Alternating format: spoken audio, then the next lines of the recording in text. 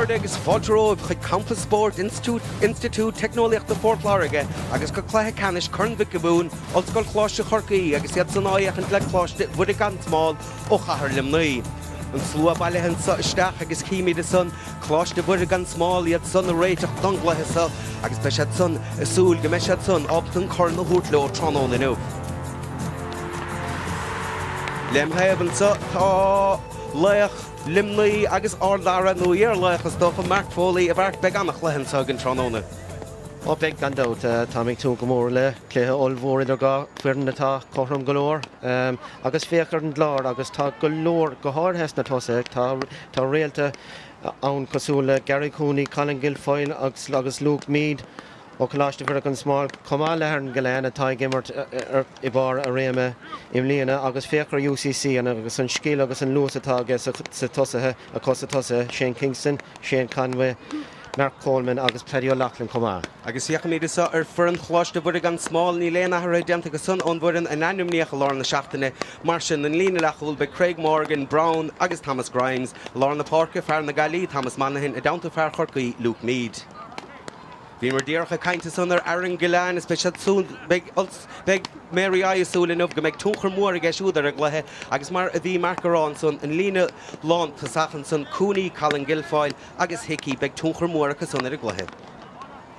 Tá go leor athra déanta ag go chláiste olscoil chorcaí don gluthe sa cín sibh sa lína lán chúil tá Dwyer agus O'Leary take isteach a lár na Parcinis tá snóid Mark Coleman agus Paddy O'Loughlin. Na tosathe cúpla harú dentan son tá Shane Kingston take amach ar an nachad slaat róte tosnó an son cín se bhibrid an éideag an lína lántasach Kyo, Shane Conway agus Darren Fitzgibbon. Agus ní fadanis gorí go méid an chléthe tosnó a fé sinna Kieran Kingston ar bhanistóir chorcaí cúpla bliana á hin. Agus cíimiide sa a bharc abad thoí de cainte na mhána is fear sa tír an éire I gimmart an sahanmh trónóna be cadé mar chluithegann. Well, mar a dúirt mé henne is sort lethe bheith gáin is dócha an sort talan atá gceist féchar an goléin atá ag bóla pocan na séra anis.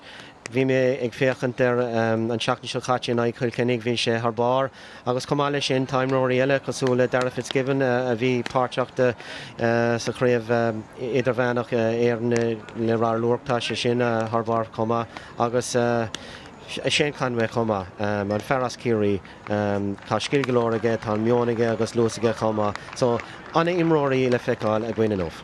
Se gan dát nuair dearnach go dug chláiste na hoscoile chorcaí an sfuilo an chun Sigerson a bhhachtint agus an chun Fitzgibbon a bhhachtint naim bliana bháin bine bet 9:08 híidir a céúra a lár na seachtaine chuas a bord léise meisiad a céúra trónón inmh dúlán mór os a ggóir amach ach is tócha go méid chláiste olscoile chorcaí a fiochantar le héadí Aaron Gillan, Guilfoyle chuna sa stoppa siad san a bharc. Well, sé beag sé anna jacarí a stoppa a chunig mé olscoil chorcaí ag gimmart in ag olscoil imní sa chéad bhóta agus dimar siad le Paddy O'Loughlin mar scúbadóir so beag sé spéisiúil inmh ag gáil cén sort struchtúra bheith a có.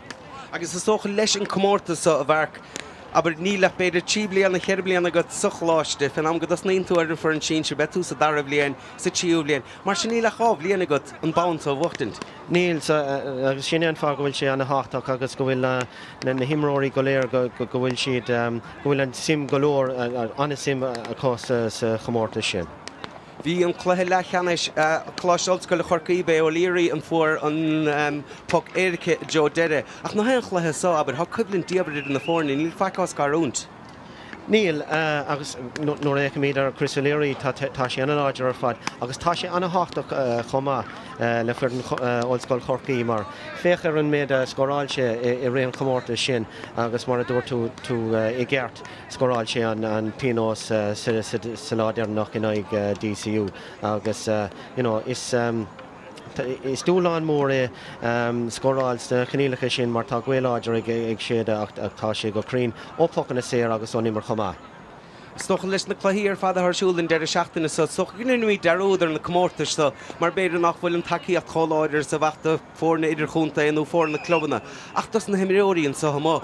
Is deis únta chomh sanna cíimiid fear go bhfuil lena bhagad ar Shane Conway go mar de chéirí Aber fear mar sin tatasteach ón lex ná beidir náfuil sé gimmar go levéil chóir ach go bhfuil seábal taí anna bhar a barcas rud mór sin. Well, tá gomsa ar sin agus an méid skilletá beidir nach bhfuil an nahana ag na dtíine go léiretá ag féchant ar an imáid ar an telefís.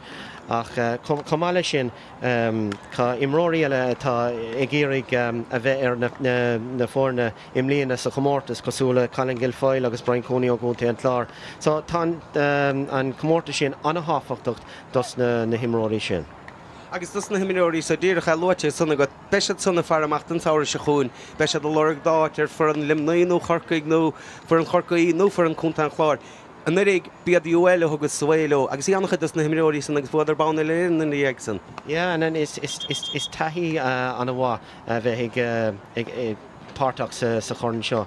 Agus féchar an slúin nómh tá cúpla ar banistóí agus banistóí dus na fórna idir chunta ann agus tá siad a cumad súil ar na himróí atá ag imirtí nómh. Sinné go dtíre chéad na fórlíine sem mothir barc is gandát reis sé timppla san leis banna ceol, rih tús an chluthe gandát be sé sin a tosnú gan bhil sé fear ó Loch Garman há a ganas na fedóige James Owen, taí ag siúd ar chluí canis na héan bhí sé anfé ó a barca chrócaig a chinneamh corn de friúil cornvic skibún, cé a thuair an suéilo, UCC nó bíad Mary I a thuair glóiad a cha bíimiid súil leis an chluthe an sois a bhí mar caiintear ar an goláin na son a bharc. Aber fear ólimanach fearhan nó tála ar fad, beag tún chur díobhar ag siúd ar gluthe sa nómh. Beg agus an ládernach a bhí sé Geberton ag NUIG, bhí sé thbar agus an difriocht idir na fórna i mthúrim se. Chomáile sin lean sé ag in aiceil chunig sa srána siúnta an dánach sechaite agus a ríis bhí sé rá. So tá levéil scéal agus an cócht aige go méid sé ina thionnachar mhór inmh. Agus lua se son leis níos lutha a Darren Fitzgibbon ó for an rátha a chuig chófada le chluthe canis na héan na Globason fuair Ormór Mary in Counties Para. Do an éigen sú le Darren is ha se nútála go siúd go bfuil se neis ar a barcarí agus bfuil deisige creibh na héan na bhcht an gláiste. Ás rud an sé ar fad agus tá sé tar rééis sáblín a bheitige agus nóair échan tú ar deire tá go leor lús aige an tá sé sin anna háach sa chluim nua aimimseirthe agus tá sé inan scórna thógáil agus scórna chrothú comá. Agus gandát a san nóair échan tú ar Mary I a Lord Park a fear William seanna hócaile, Luke Mead ó chorcaig animróir. An imróir agus tá cummórta sin anna háach de lúg tá sé ar an bhhuian agus níl sé ó lá go lá. Tá sé anna háach go nómh taispáintas den sco a thuirt de Jean Moyler atá féchant ir. Agus nóair a bhí mé an idir Coláisteoir an smáil agus CIT agus scoráil sé ceantas na cúla a bhar a chunig Mary seo beag sé ag éirigh an sór taispáintas a lena a rí sin ómh. Níl endát fao sanna sí mar rága bíad chláisealt go limnaí a thug an cornló an nurig is gandát glóirdas na himimióí san. Ní lúnasa na díag san chuidir sót go páca chrócaig agus thugadidir líam cháraigh thneis go dí limanach ach sannaí de sahanis mar go méid méid seasta do árán na bhíon.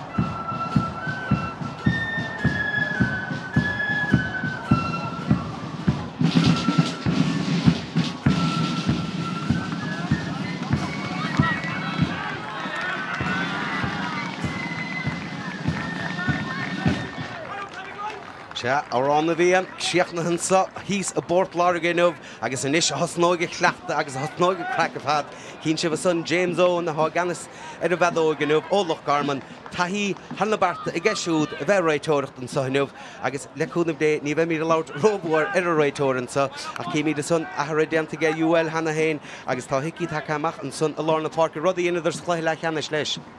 Yeah, agus tá sé well tá cúideag ar cúideag I lár na húra agus tásúla gom go well tá is gom go nachróid rudí tar éis cúpla nóméad. Se an slitar cateisteach agus seo bhélinn chun Fitzgibbon an sa na bliana ábhíle san 90 als go chláiste chorcaí I fiachant áiachant le chláiste bud gan smáil agus chláiste bud gan smáil ar an núnsaí agus deise go sun ar scór sa chiad cúpla nómad an slitar san buaite cuman na maithas ar sin an bratbáin ordahan sun agus cadémar húsan sun de Mary Eye. Well tasach má lena hebras doch agus anna líróisteach I Craig Morgan go dtí goléin agus fuair séach ceantas na himróí tar éis sin agus scór anna bhá. Se Michael Loughlin na sun leis an chiad scór an sun de Mary Eye. Cláiste na hoscoile chorcaí inis déargan slitar san a gobnú suas na parca cadé mar thuáil háideantan sun I gceith ar an goláin deir réiteoir bhfuil chalíis déanta I gceith ar an goláin an sun agus tusa brunta ar UCC. Yeah, tá UCC ag úsáid scúbadóir tá Paddy Loughlin idir an lína lechúil agus an lína látasach agus tá sé géirí agus dóch an spás a líana oscóir ar an goléin. Is rud nó éisins na cumán nach chahharc fear a thuair tíir mar sin ní bhíoh sé mar sin nuair bhí sé go mirt. Ní raibh sé ní mála mé chumá ach sin díach tá sé páirteach den cléan nóimsre. Sinné agus seo chuúna is ólíirí túd fens beá sé seo breáb ar scórna a chaimsú agus cadé mar faointe an sun I gibir a cúig Chris O'Leary do chorcaig. Anna raigur ar fada agus mar a dúmar hena féin tá sé go crín leis na pocanna séra go háda fada amach an gúil. Seo fear go bhfuil golóir scóir na fachta get do chláiste na hoscoile chorcaí mléana gimmert sa lína lechúil chéchotáchtá sé sin nóir hamiróí go bhfuil ábta na scóir na sun a ghaimsúach seo chuúnis Mary Eye bhfuil deise san deanta go mahan sun I gé David Griffin an sun de chláiste olscoile chorcaí a teachtamach an sun bhfuil chalís deanta go gilfáil níla deir réiteórigs leanaín se a raig leis an imirt.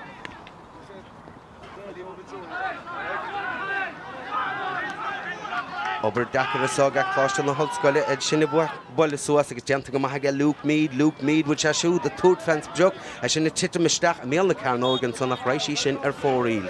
Ar fóríl agus bhí spás oscóir chuna gilfáil an uair sin so ba ceart an líród níos cliste a bhúlaisteach. Jack Barry inis agus a pocamach garid tóca geisiúd mac go dtín glíhána san. Chláiste na hoscoile chorcaí an módíire chaúsáide chuine se bátasa. Agus é sin builteisteach bhfuil deis scórála agus bhfuil deise cadul chun cín sa chiaadúir don lethe sin builteisteach bhfuil sí sinna me thar se trasná níla déir an mór cúil mí an san nó. Mar ceothg fensbreach go bátasa agus é sinna methir fóríl fearí bháil inis ón caitheil leis a pocamach.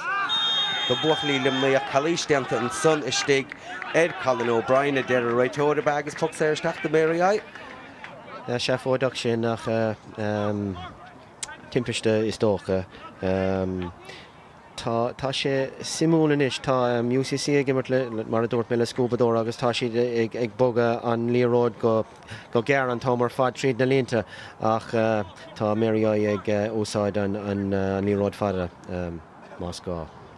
Cíimi de sun mar a bhí marcará chalís nafaseach a goróhananta sun ach má airan cinhéin áíoch an cleat ní féidir leat géile leis na pocanna séirasa mar bhafa asúlanis go ná bheith chéanaid beige airan é seo a teora Harris an trasláin.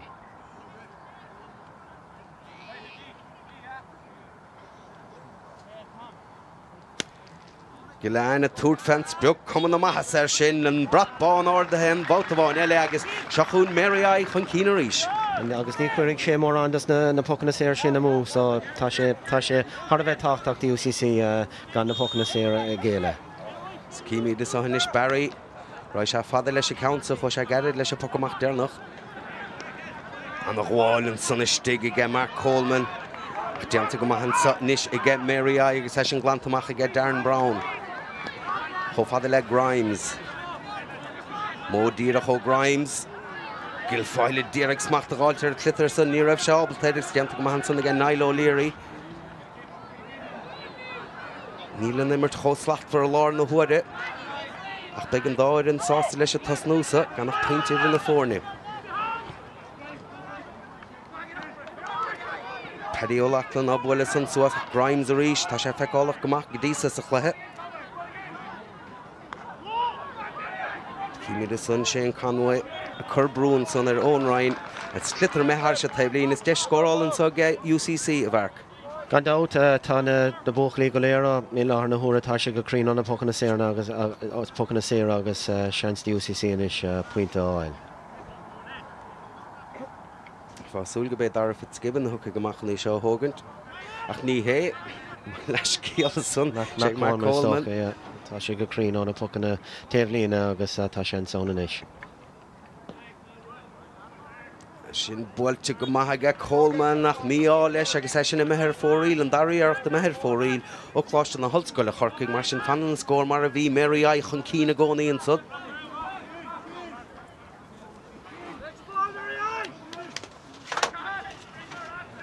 Agus cé go bhfuil ihar cethir Seamus Downey le Mary I cé go bhfuil sé séir bit sé simúil cadíon ag cúlbára leis an pocamach an rachaigh sé fada nó an búlaigh sé go dtí an ihar cethir.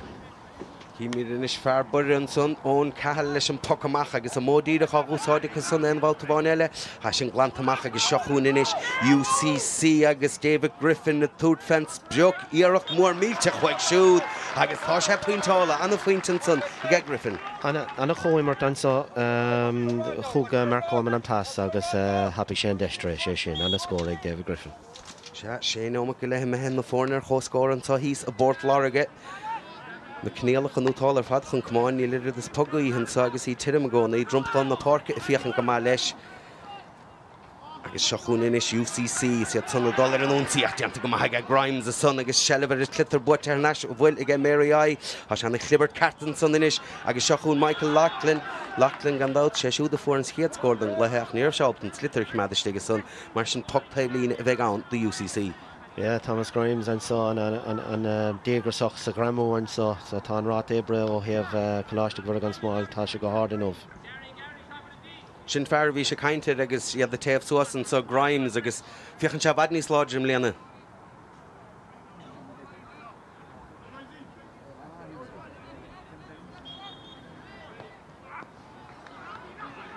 Chris O'Leary an móla son. Darú deanta gach fiachar seán a chosint an sunna UCC. Shelliver is clitar fríor háchtach an sun cúnaí taachtamach cho fada le Michael O'Loughlin in is cadíanna sé siúd leis a chiachar sin cethir de chosantóirí UCC timpplair ní thugad a réns bás de chuidir febrú a bhd Shelliver is clitar agus inis siad san $1 an únsaí. Marcio ní ra seanum le chun tosnú spás crotha geisiúda hain cad a mar skillan san aga Marcio bhfuil deisige ar bháide sin sárchosin ach fós macadal chun cí agus cad mar bháide aber alínta an son I gcéim fear ná rud le tosnú nechar ach cad mar skillan san aga Marcio. Anna chúl ar fad agus féachar ar an déobh ar heamh lábha clé chuir sé an líróid Hargólin chus an tóir Mary I agus críicní sé go hapaigé anna chúl ar fad agus anna scill chumá.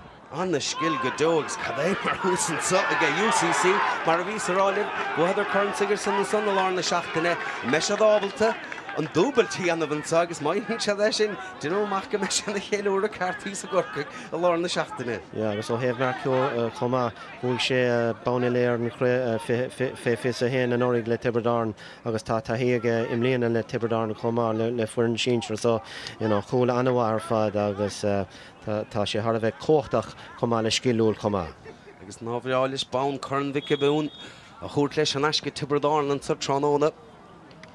Seachún inis Mary I an únsaí bhfuil an ragra chusan ar an báide san na fór UCC ach le imirt mar sin ní bheith sé dábalta sin éanamh tá slú deaspaile seachan sa tróna bhart nig deagnáí bhíon slú a rómhór tá crowd deasa. Tá sí tar éiste tá go déanach is dócha agus tá si d buinsáil as an chluthe inmh. Gandát áisiad an chiadsco an sa hí sa bort láige gandát an Institút Technolíochta an sa cúpla park chaide socha mar dermid Gary timple na hart no park amon stocha near edition so he's na déise a se chunin is Mary ach batún danta son get David Prendergast agus deisinis get Shane Conway dollar an unsi fair laxno a sin bolte macha agus deisi get UCC agus get David Griffin ach a sin me her foril agus sin chiwir of the hocker foril ige UCC kegri bits on the hocken kina goni. Yeah, deis an bhá there, deis an bhá le UCC ach chuir sé ar fóríle míá. So réitóir a dolisteach an son chun cainte, nadidir go dtíreach cad a hit amach, ach geofar amach mar sé cainte an son leis an burt mé ar cúil agus céad a léis sé saoil, tára dégant feice an son, cíimi de son ón caile caint leis a burt mar cúil ní sé an róhásta sé David Prendergast tá sé gléchar.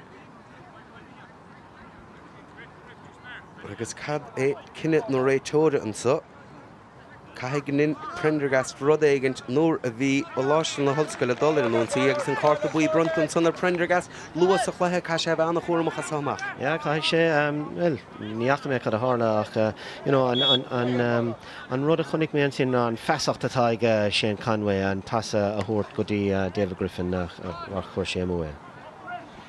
War a bháin eile mó díreach ag Mary agus sin builte síos na park Luke Mead déireg smachtaáte a slitarach a cailte ag siúd a cha buitar na se conis a sena libertaration son a nó focail míid fós a láirí gíad is docha sa stíle mánacha son a seachún inis UCC an Emerton son agus iad son inis adul ar an únsaí agus Darragh Fitzgibbon a túd fensbreach bud sí sin seolta Harris a trasnáin aige pointed an scon son aige Fitzgibbon. Ja, agus tasmáin tí an nós atá aige chuma a ríis.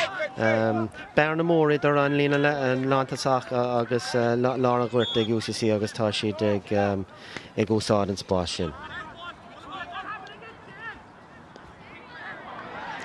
Futar me síos na park inis go lean dul álar agus deanta go maith ceach le leblacháilta síos an son agus deanta go maith an son ag cosantóir UCC Paddy O'Loughlin an lát fear hagamir a lárna park a gábhan sa trónóna. Ja, an imar breise a ríis na chúlathe corbrú ar an galáin agus an a bhlacháil an so. An pug sé ar géilte géis ceanna bháin chur harsin trasnán go dísa ag ar an galáin is gandát an tíidir fad a cain fan tógánach sa gimmert nó tálar fad lárna huide the pug taobh lína an so a sin builteisteach ach deanta go maith an son ag mana hin fear na galí a bhil an slitar trasna an son dain séireach agus bhfuil deisicha sela bhí cemadidir sa beidir báid a gáithaig na chliberton sa gilfáil take trasna a cad é mar bhlocáil an bhauta bháin eile agus an dain séir glantan son ag UCC Darren Fitzgibbon an fear a fuair an pointe dearnach dóibh ach deanta go maith an son ag Craig Morgan inis bhil an slitar trasna na park a chofada le Luke Mead ní chacamach ein stró an echar a Luke sin nach ar Harris Trasnán pointe maith son ag Luke. Ja, an a scórar fad agus an rát ébre a ríis ag Mary ag corbrú ar na cosantóirí ó UCC.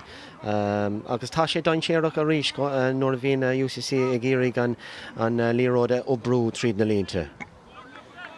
Se go dtíireach cíimi de son Jack Barry fear chorcaí istigh sa bháide the cloiste na hoscail a chorcaí son tús beagad in gluthe go déanta go son go dísa an báide son gandát feachta i gceann marcio agus é sin feachta tíimsúil síú chéad an ómat agus sinné an scór a thoscarúint na bhórne an sa híos a bort láige lár na huide. Ach muile sa ceann de imimeóí UCC sínte an son agus ní hím go dtíireach cétá an cór leiseachar a siú de cheacamach sé ábalta leanúnt a raig agus Cam fiochan an son be Chris O'Leary há sínte beidir nó níthe ach ón Murphy há sínte an son is tólim. Bei sé ábalta leanúnt a raig a súlagam gortú lá is cumar a scéal. Is cíimi de so cad a hála.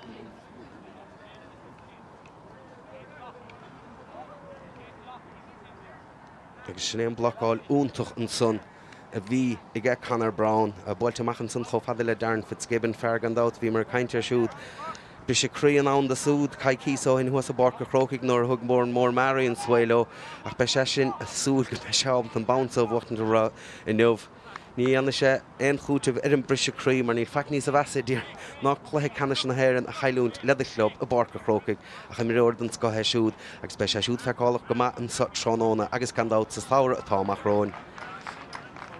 Cíimiid an dí takeisteach an son cégur ab se animnithe chun tasnú Robbie O'Flynn ó chorcaigh tá sé takeisteach inis ináid ón Murphy stólim a hágartathe. Yeah, agus áim róí Robbie O'Flynn comá tá nuasaige agus tá sé cóchtach comá so tá méid núla taiispáintas mór Robbie O'Flynn. Cimí de sun gortú a chur as an sun do món Murphy.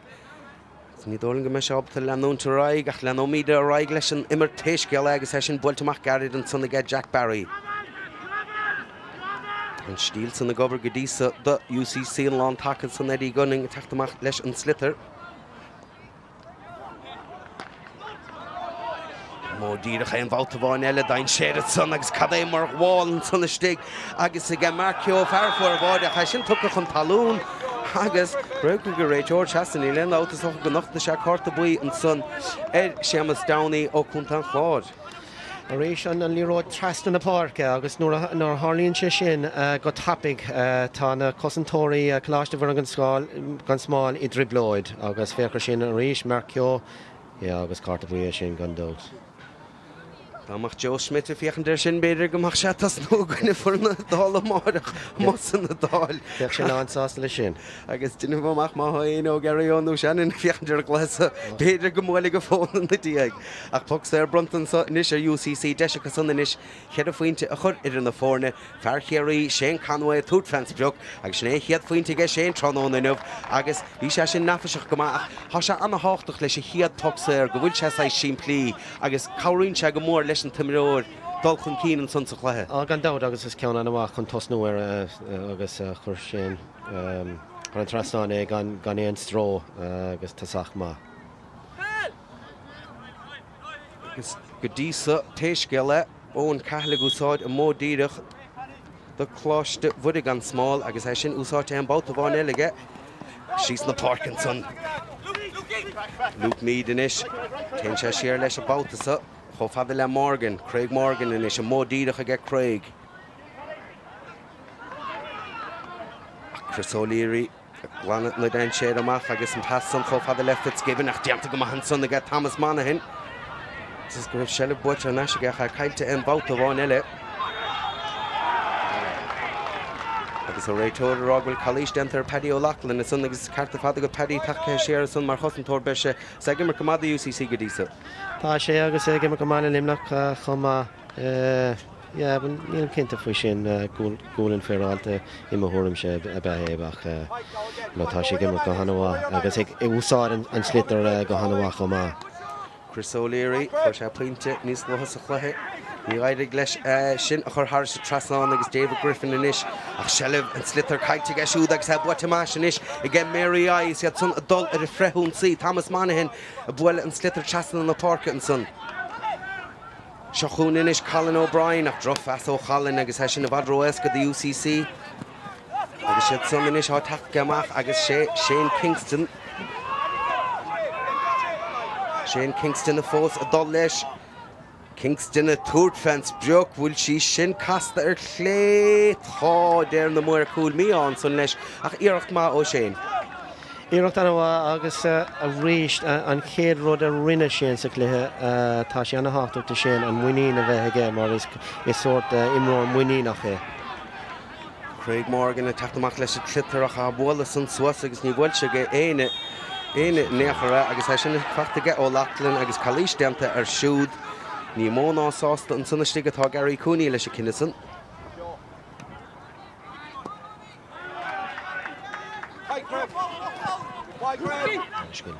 Agus sin cad é mar scillan sun ó Michael Lachlan agus é sin builte suas na parca i gceisiúd rís eile chosantóirí UCC gimar nútáil ar fad Niall O'Leary ach sellh slitar caiite gceisiúd agus bhfuil deis inis a chu agus i g Michael O'Loughlin agus bhfuil sí sin methar se trasnáil tá. Anna scóir fad agus geán féchar carróir ar a ggólann agus bhí sin an fós an pasláh dhéanamh agus anna scóir de chláiste bhar gan smáil an sin. Se an báide san idir na fórne. Is cíimi de sahanis an athróise stíl na tucan amach roise leis an módíireach a bátasa. Sa sin builte sí sanis agus a fachtan sanna go hickey. Pas nafaseach go má ó hickey an son agus Conor Brown ábalta. an slitar a bhortan Jonas do bhuachlí chorcaí agus é sin builte síos an bháil sun hiige sin Conway agus óhfuil géir bhfuil sé sin seolta thar sé trasnáin sin puinte an chluithe go dísa cad é mar scil. Anis gil ar fad rug sé an líróid san éir agus chuir sé an trasnáin in ní a bhéon dát nó a bhfuil sé go raibh sé dul an trasnáin. Se chuúin is UCC bhfuil se dábta scór eile chuir leis sé ceanna fuair sé an Conway cúpla nómatóhin tá agus é sin fachta an son ag Colm Roach. Ja, rinne go bhar deú de sin agus bhí an bhí Colm Roach bhí sé an briste áil agus chuir sé an trasnáin. Deanta go maithan sunna go Roach agus cháfuointe tapig an son ó UCC sin é tanna le hama denómat nó mar sin le dolan sa hí sa bort láige. UCC go mar tábhí níos a bhar agus hábta na scór nó hógant go dísa. Deanta go maithanis agus a fear ceanna fuair puint an son Roach a túg fence beag. Gáireacht den níag chéile seolta thar trasnáige agus tá bearna sa miadú gánaí. Tá sé agus féch ar a ríis an líróid a ríis trasna na parca sa spás os chóir an chúnear chlé agus chuir sé ar an trasnáin gan strói.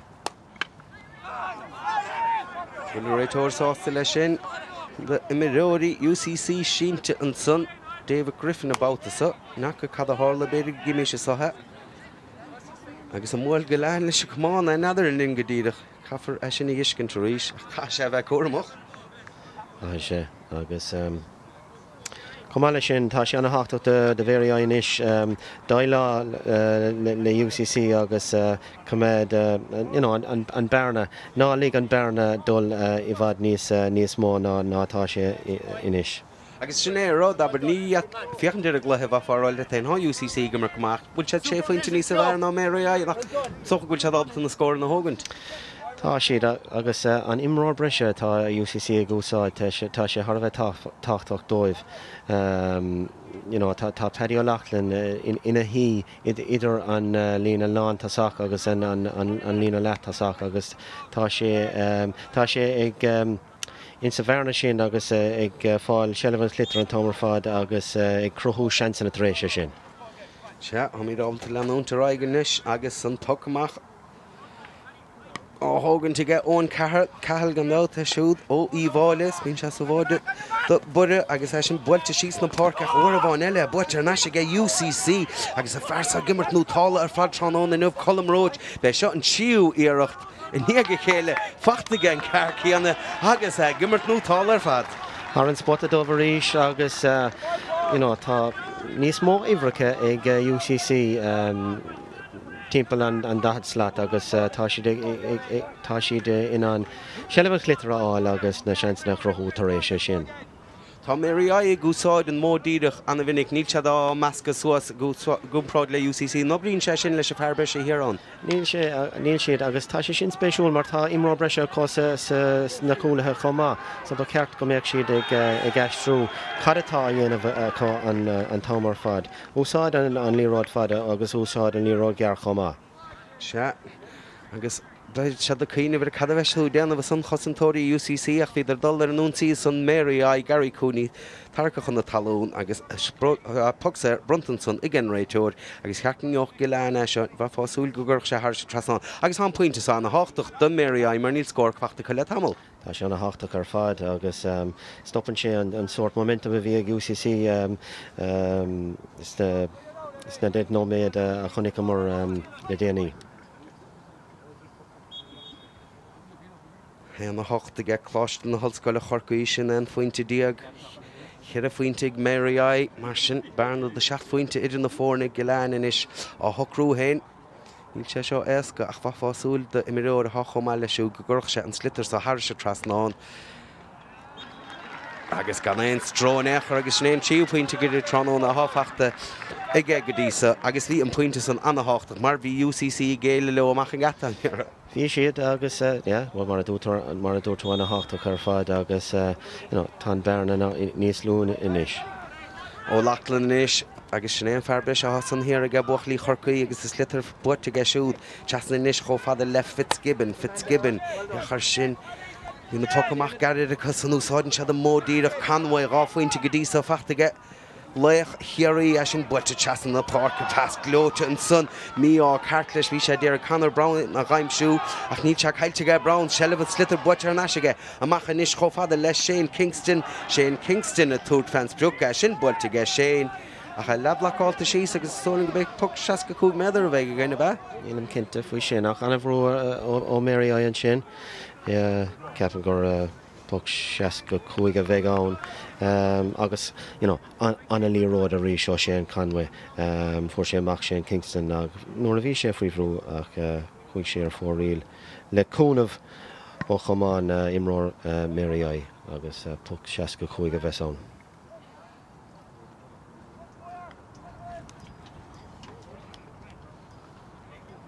Sha deisinish ge UCC Puintella gaimsú Leich an chluile cheannis Chris O'Leary for an puck Éirice son a Joe dead an chluithe a thug an bua góibh agus tá sé seo Joe Puintála de ná agus sin bóilte ige O'Leary ach sin i methir fóríil an chearú iarachta methir fóríil agus dámach na deisina san fachta UCC ba fára le tain gomach sé anna iachar Mary I teachta nas chluithe Beidir go make siad as réireach.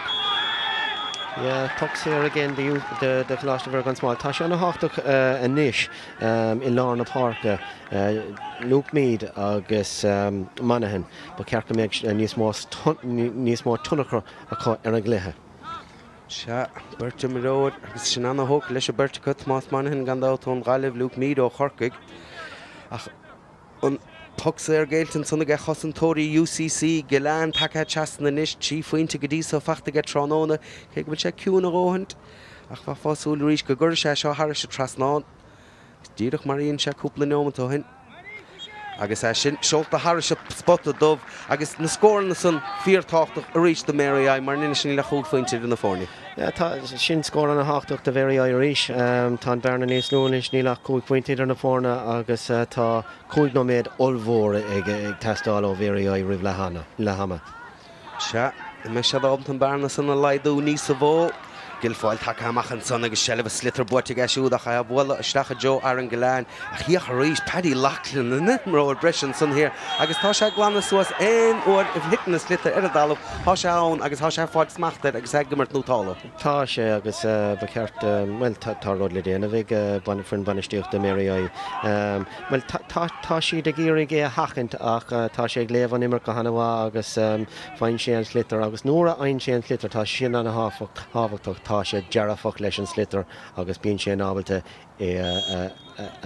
scórna chrothú. Cíimi de níos Jack Barry an bhát bháin eile. Gadad tóca geisiúach a ríis úsáin se na módíide a deanta níos bhharne sé ge Luke Mead agus Luke Mead a teachtamach leis a Slither. Hickey an bhátasa sa. Hickey á seolas san isteach a Joe Gilán ach deanta go maith an bhát bháin eile lína lán chúl UCC agus again fear nárib le tasnú an son agus sé siúd O'Leary an son ibre tuchadó Niall O'Leary ó Chorcaig. Sár chosanta geisiúd ach se chun Mary I is scór na tastáilthe son Grimes a bhil an Slither chun cín. Cúníis á mhla san th neisce O'Brien a chun sí sin fórí níle déir na mar cúil puinte eile an tí faointe déir na chfachtaige Mary I is iad an neiste chluithe soinis. Agus cé ná bhuaig ar an Gilán an líró déirnach. Bhí sé anna háach mar chuir sé bhrú ar nimrór Ollscoil Chorcaí agus bhúil sé gan féach an deir cad a bheith sé a ggóil agus fuair Luke Mead Shelva Slither agus bhí sé inán an seans a chrothú tar éis sé sin. Bhí an pocamach garad tóca an bhálta bháin Ellen sanna go Jack Barry a chalíis fecinn sanna generator mar sin puc sé a bheith ann the UCC agus bí seráilta ná mar éisiad garad leis a countsa déarn síos na parca leis seo man ílach neomant le go le dul go le hama.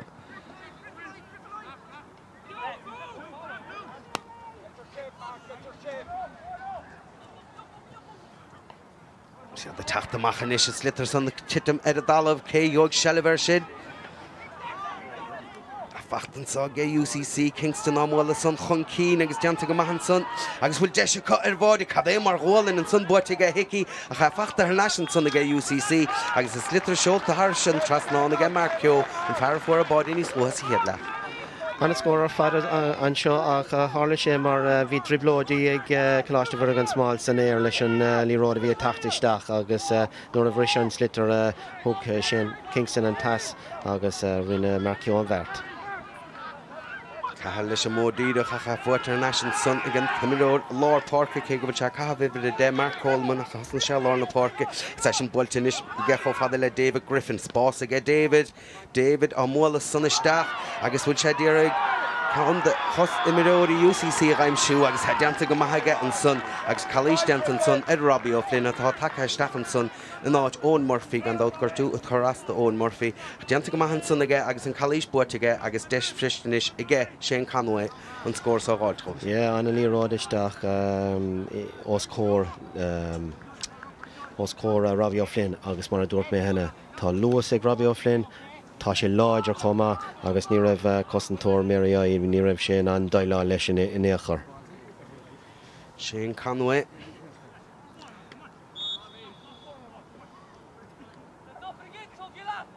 Chuig faointe in na fórna me an barnas an meda amach go sé faointe agus ní annig fear chéar a dhéon darúd leis sin puinte breála go Shane.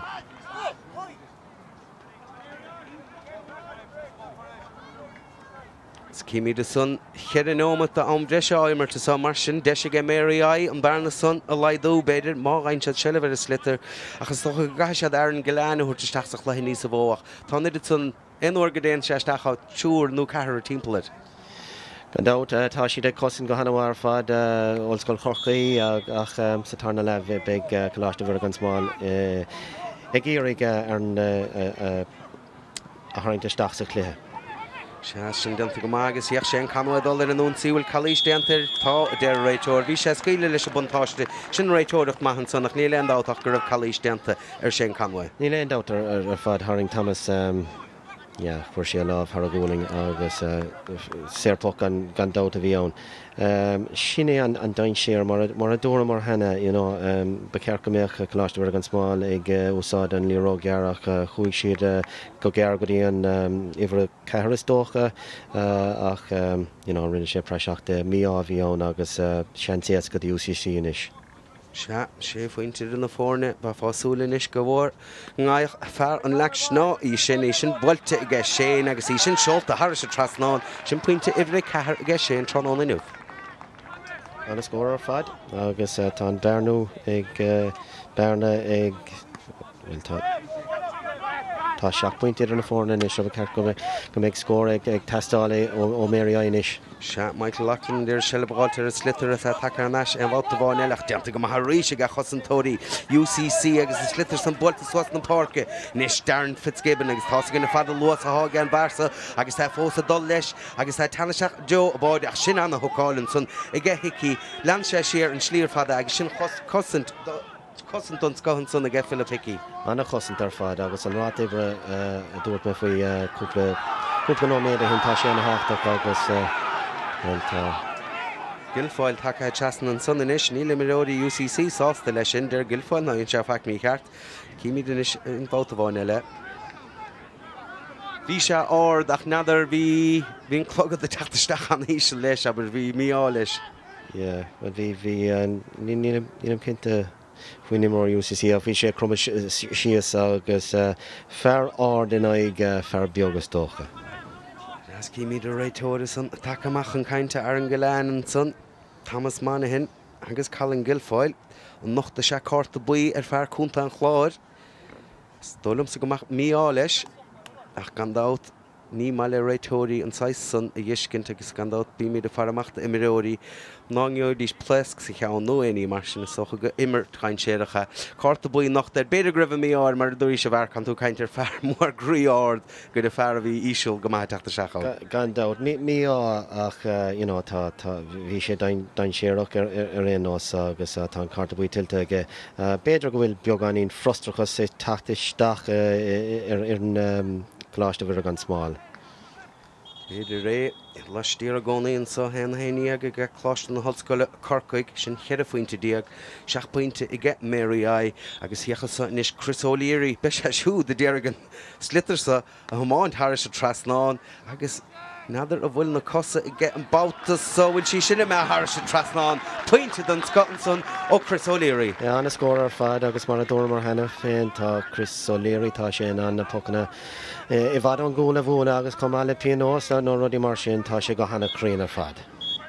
Agus díreach agus sin mráte a gut a bharca nadóg a gur le hama séite an so ige an réiteoir a cadémar ta spántas an so sa chiad le a gé UCC iad a gimmert nútála fad an bádan san ó mar cio ach na himiróí nuas Shane Conway gimmert nútála fad Shane Kingston leis Dara Fitzgibbon achas och go ben himiróir smóga bhfuil an túnchar gan á Paddy O'Loughlin a gimmert hanna bhar fad. Yeah, tá sé gimmert go hanna fad an rud is spéisiúil nó tá le feicáil ná go bhfuil I bhd níos mó luas na tosathe ollscoil chorcaí ná na cólathe coláiste bhar an smáil sin an difriocht is mó tá idir na fórna I mthúrimse agus com eile sin tá Paddy O'Loughlin mar a dúirtú hena ag úsáid a chlitar an támar fad. Se agus mar a hasan na rudíonn sá le hama UCC chun cín hena dói agur chláras córachas san náidisteach I gceith cláiste bhd an smáil. Agus cíimi de sohinnis cadabeg a tálú boscan na telefíse lár na seachtainna gandát agrán eile do lechra gail agus céán an décéadaín se chun ach fear íháile agus gandátúir na fersa do fear ó chéirí gleichamach ach sé sémas derbí a bheith an décéadaín se chun sin nasún go mór lei sin ach beidir ná bheith boscan na telefíse casta híos siúil híos tú riochta go mór an daoine.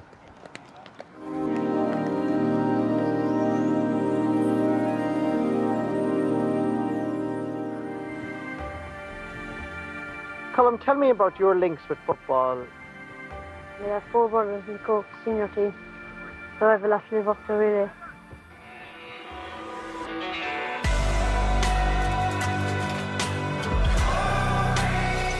You just feel like, God, if I got up on the top of a Hogan stand and jumped off, I could fly here. I just ecstatic.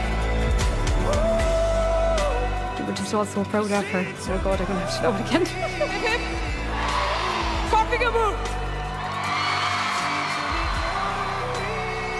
And I remember at one stage being thrown up against the ceiling, my face in the ceiling. And I just couldn't get down, I got no control, I just could do nothing. That was our objective today, was to win, and you know, fair play to the lads, like they battled away even against all the odds. That's exactly what anyone plays for those tiny few minutes and maybe the 5 minutes to go back to the dressing room afterwards, those special moments that you've achieved something. First thing to say, you're a dirty bastard. but afterwards, when you explain stuff to them and you talk to them, and then they say, oh, geez, you're not too bad after all, you know. But you're still a dirty bastard. Jump up and get down. When I did the first round or two, I remember I found it very strange. But everybody's different. I found for myself, the minute someone hit me, I had no bother kind of hitting them back. It was just drilled down into, like, you know, just not accepting who I was. I was Jackie Turlough hurler. Yes, I had bad days, but you know what, they're in the past. Let them go and move on. But I just couldn't. I wasn't in that headspace to do that.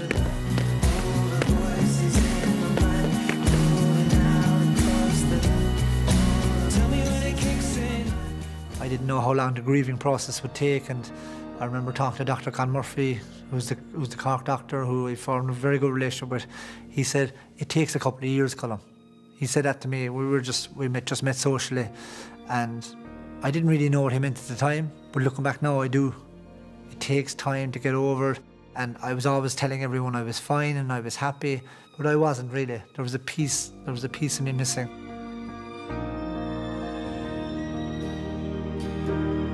On the way that gravity pulls on you and me. Transpired, then she came back in and said, you've shown signs of multiple sclerosis. This is life, you have to accept what happens, it's just how you react to it. So I say, I prefer if anyone in my family, I get it. Because I feel I'm the one that's strongest enough to deal with it. That seems to be the case. I'm not letting it get to me. I don't think about it. I think about it once a day when I take my medication. That's it. Sinead, it's life. Get on with it. There's a lot of people in worse circumstances.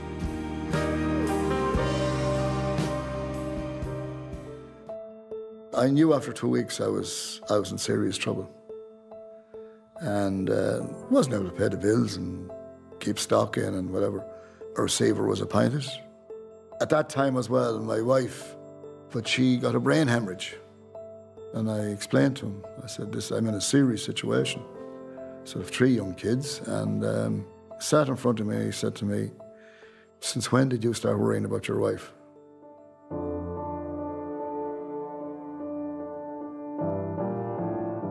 Look, it does hurt when you're just getting nothing but negative press and kind of been called a tug, if you like. But the greatest rebel of them all is our darling girl called Rena. Rena, Rena, Rena Nebukala. I was hugely taken aback, first and foremost, very, very taken aback. And then I kind of came to realise that it was just a really lovely gesture. Rena, Rena, Rena Nebukala. Quite literally, I didn't sleep that night with excitement. I just remember it like it was yesterday, getting on the train in Killarney, my bag over my shoulder, I got a new tracksuit. Still have that tracksuit at home. Yeah, skinny jeans, they're, I suppose they're everywhere now, but when he started wearing them first, I don't think anyone was willing to wear them. You know, I think he tried to get Noel Hickey to wear them once, but it was never going to work. What's important to me in life now is obviously to be fit and healthy and happy, and Mags and Ciara are fit and healthy and happy, and you know, that's the be-all and end-all of it now. I'm getting out for a few points.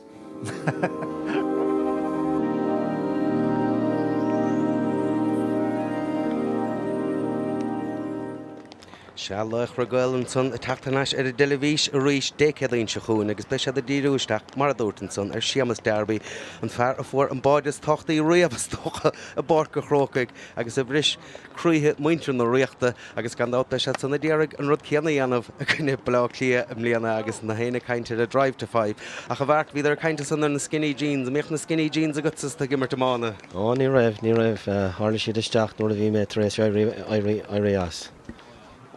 Fektar ta Kieran Kingston and Saga Seamus Harnley Mad sooner na him Rory Corky. Cad the bag closh more gan small, cad all the end of Kanish the Darlach and Tachtanas so.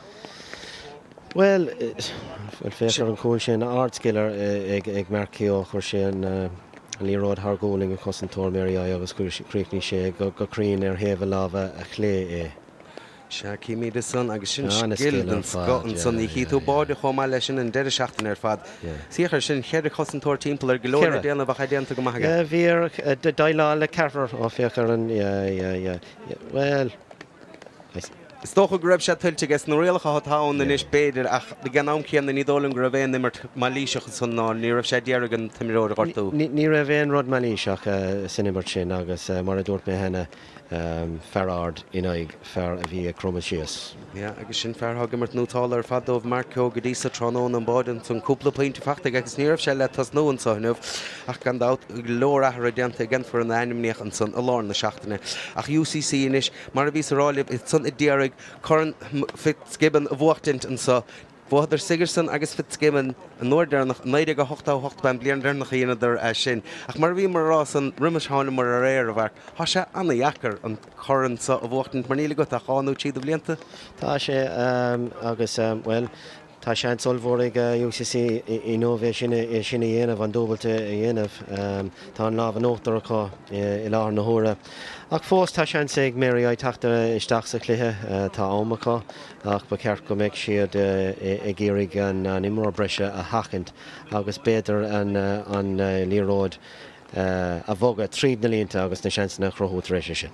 Sin rud le stílimar UCC tá sé Sais a gaharú an stíl bín na módíirecha chu bín an tóg garidecha ach níl chláiste bhfuil an smála dhéanamh son. Níl siad well rinne siad íar a cúpla óra dul goí an ihar a cethir ach ní obair sé ach ba ceart inis sa tarna le go háirithe i Lárna Parka a bheith níos fearr agus ó thaobh na daoine atá leis seileadh an slitir an imreoir breise a hachant agus an líróid i gceart a thabhairt Gilleán agus Gilfoyle agus na himreoirí go súla sin. Cíimi de san himreoirí is scóráil an sunna geile hama agus is tócha fearr mar bhí mar aga bhfuil ádaithna go tar sé Conway ag immert go maith. Tá sé go gibbar go hanah ar fad agus mar a dúra mar hena an líróid trasna na parca tá sé sinna gobar le UCC i láthair na huaire agus tá sé de gírig an tamar fad an líróid a bhoga go dtí Lárna Parka agus an líróid i gceart a thuairt isteach os cór an lína landtasach cosúla sin Conway sin Kingston agus i Lárna huaire inis Robbie O'Flynn agus tá siad thar a bheith dain séireach agus big job anna bhórla déana bheith Mary Ice a tarna le iad a chumar ciúin. Agus sinné rud Gilleán go dtí sa ciún a róhant ach tá golóir brú a chur a cosantóirí UCC ar siúd ach cilíonn sé sin go bhfuil imreoirí sa bhreis gan éana timpeall agus caiig Mary Ice fiochantar sin agus beidir sanna gúsáid níos sa bhó. Ja, nóir a bhíon imreoir breise tá sé anna háach an na daoine amach sa fárc a bhíon seileadh an slitir a cót a bheith dearafach leis an slitir agus ná é a bhúla go dtí an imreoir breise. So tá cúpla cinenne dhéanamh a gotsa pesanna lábhe a dhéanamh nó pesanna geara leis an gomáin a dhéanamh agus seansanna chrothú amach an fárc agus tar éis sé sin nóair a héan an imreoir breise amach sa tóir ar na daoine tá séir tá sean sa gotsa tar éis sé sin an líróid i gceart a thabhairt na daoine istigh. Agus fear eile bhí anna feicálacha san de UCC fuair sé tíofaointe néag go chéile Colm Roach bhí sé anna bhar fad. Colm Roach an éfachtach ar fad agus ag fáil na spásanna agus ag iarraigh na pasanna geara áil os na himreoirí eile ar an barc. Se olbhanis chun tús a chur leis an dara lena fórna mohan sama bá léna harthe tálathe dearmid loiad nuair a bheith an tólas sanna gin a cíimi is a hanis teochanómat idir UCC agus churann Vicky Boone agus nábhreáileo eisina bhacht an tránóna nuh. Sinna mar Shanahan a rí sé go cméid súlar na himreoirí beag sé ag bóla leis na ceannas ar cuitas na himreoirí an seom lína. It's litter catistachan is chochanómat agus a gceann chochanómat begus a gin céad choréid na bliana. So Coleman inis sin bóilte get Coleman. Siar chofada an son le David Griffin. Ach se chún inis Chláiste bhuiir an smáil chalíiste an sunnacha agus deise cos a chéad cúpla second scór a ghaimsú agus má fáúil go bé ar an Gilleán fear go bhfuil tíofaointe go dtí sa fachtaige agus go bé siúda go mar choní seo thógant agus an bearna son a laidú an bhálta bháineile. Ja, an ábar an seo ag Canon English ó Hubbardán fuair sé seirbh an chlitir agus rí sé díreacht tríd na cosantóirí UCC agus fuair siad an pucsair tar éis fála áil. Chun inis ar an Gilleán mar bhís ará tíofaointe go dtí sa fachtaige tránóna nuh tá sé tamil amach ómáide a fáú le fear cho cumasach agus cho ábalta is atá Gilleán go gurach sé an slitir sa Harris a trasnáin agus ní léon dát faoi san Harris a spottadómh. Snéan túsa bhí tastáiltú Mary Ice. Ja, anna hús ar fad agus beag siad ag snúla cúpla pointí eile tar éis sé sin áil. Is a hanis Jack Barry a módíireach a gúsáide gan bouta sa síos na parca leis sin tuc díobar chumé chofada san bhfuil sé methe Harris a taimhlíne agus tuc taimhlíne a bheith ann do bhuachlí limnaí agus Callan Gilfoyle take teasna is chun sin a thógant. Ja, chuig Oilscoil Corcaigh chuig siad fada leis an puc amach hí Paddy O'Loughlin séir ach rinne an culbhara cinenne dul fada agus tá seileadh an slitir ag goláiste bhar an smáin is agus seansa le chunúnsaí. Se fear hebredáin inis take teasna chun na puc sleas a thógann sé sin Philip Hickey gan nó imríon na chuid amána le cuman amáíochta ar óg agus sé sin builte suas na parcaige agus spásan san crutha i get Mary Ice sanna dólar an núnsaí na dí a tháinig chun parcan san i get le hama Callan English a túd fence brook agus sin seolta Harris a trasnáin a get Callan. Ard scóir again O'Connell English agus dúsáid sé an sort crógach atá ge rug sé an slitter agus díreach tríd na cosantóirí ríis agus anna scór ar fad. Sin builteach an son ge bádóir UCC an tugamach garad a charíis nóir búsáin se an tugamach garad san tensead leis módíireach sin díreach na éag san bín cosantóirí Mary I gcónaí chuoine bhar cad a bhíon le déanamach se chuúine an is agus Brian Buckley bhil an slitter amach an son. Dianta go maith son ag Gilfoyle tá sé siúd gimmert ar nachad flatan so ché go bh libre cardíag ar a rám builte sos na parci ga siúd a cha glantamach an báta bháin eile UCC agus ag Nailo Léirí fear ná ribble tas nó a tháinig isteach ag túsal chluthe son agus ag gimmert go maith agus UCC inis agus iad son na déirg an chiad scór don dar le aimsú Mark Keogh fuair sé tíointe sa chiad le agus an caró puinte fachtaige fear eile bhfuil túchar an bhuair ar golthe. Ard scór ar fad agus an rud céine a ríis mar a dúir mar sa céad le Silvan clitar á le lár na parca agus an líróid trasna na parca a bhúla go dtí Mark Keogh agus hapi sé an deistre sé sin.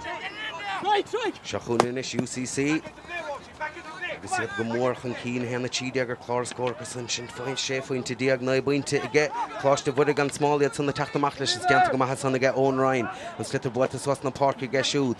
Chláiste bhuidig an smála agus hickí déag se le cumad ar sinach buitar national sanna ige UCC agus Conor Brown ach bhíoch cailte ige siúd agus Darren Brown inis a buile an slitar sér go dtí na bádóir an son ón cahall leis a módíideach inis.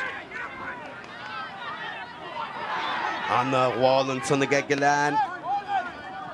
Gilán a bhfuil an slitar son chun cíach déanta go maith an son ag UCC agus Eddie Gunning Mark Coleman na teachtamach leis a slitar.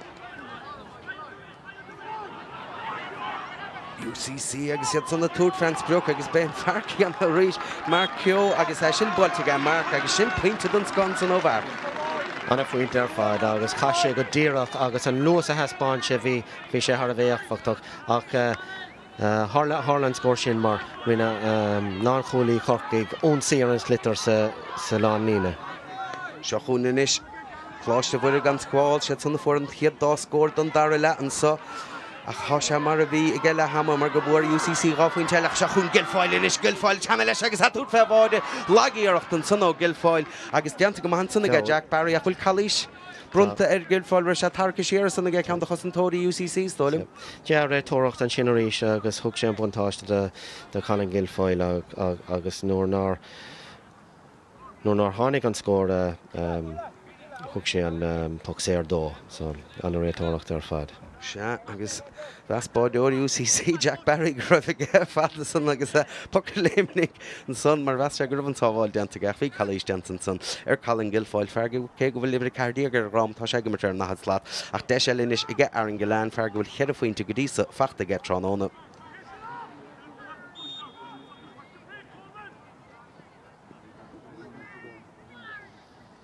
Lord the chosantóirí UCC here le hagla go dúrach sefa báideach ní dólingur seach an túr fan báide a ggóhan am go teachta national chluthas agus pointe eile ar an Gilán agus rí 6 pointe idir na fórne. Yeah, agus tána le tá sé tá Colin Gilfoyle tar is táta seach sa cluthe tá sé gimmar i bhadníos fear ná bhí se sa chéad le so tá big sé anna háachtacht chláiste bhur gan smáil sa darna le. Big fear anna háachtacht dómh ní leon dát fí sonnach seachún a ríis buchlaí chorcaí agus is slitar buitar ar naise son. Coleman inis agus bhfuil sé siúd a Tour de France Brook tá sé bhd amach ó máide agus ar fóríl a chuig an éireacht san agus is stólinn go bine an chuigú éireacht a hama ar fóríl ó chláiste na hoscoileach Corcaí.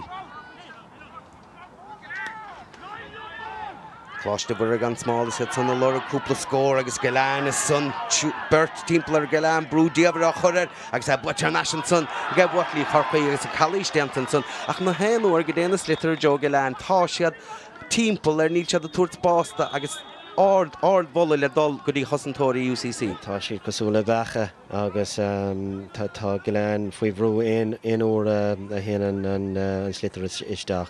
So anna chosanta ar fad ag UCC agus beag siad ag tnú leúint leis an cosan sin sa tarna le. Se cíimiad is son duine Bert siúr Coleman chun teachtasteach a gáir agus is son an slitar buitir an as an son I get an lán take Eddie Gunning agus a siút stracha chun talún. Dar a rá gan réiteoir ach an sér chic a bhronna orra.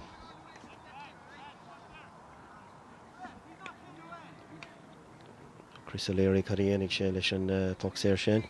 Se sé siúd á móla suas na parke. Ní ra se chofad san agus sin ábrín roies go do chláiste bhuiig an smálach tá scórna tastáilt fa sun sa chluhesa má hasíha an chorann san a thuút leo. Robre sé ríis. Tá sé go mar tanna bh Paddy O'Loughlin. Tá sé ag léamh an imirt agus ag úsáid an litir comá. Agus seo chuúna is UCC agus an móthaigh Colm Roach an Rosson go dtíon slitar ní annig fachtain passion is ige chláiste bhuiig an smáil agus ige Philip Hickey bol in slitar suas. Bula déanach fachta gach ar a réitóir bhfuil se sin cadathe agus buaite thnáis an son ige Coleman, chasan na park an bautas a Coleman. UCC inis bhfuil se a déireg scór eile a ghaimsú gan dá táhfuil se sin builte thar se tras ná níl iirecht eile fórín agus beidir go bhfuil mícheach a slóin go bnéon séú éirecht inis atá imethe ar fórín ag buachlaí chorcaí. sé sin Jamie Wall tá sé tar éis obair anna bh dhéanamh le chláiste bhuiig an smáil sa gá trí ceithre bliana dearnach. Gan dá an churann buaite ferró agus ní réon chláiste las mod de limnach bhfuil se buid go le chuig léana mar sin bar déobhar take ar an chluthe an son a gahar limnaí.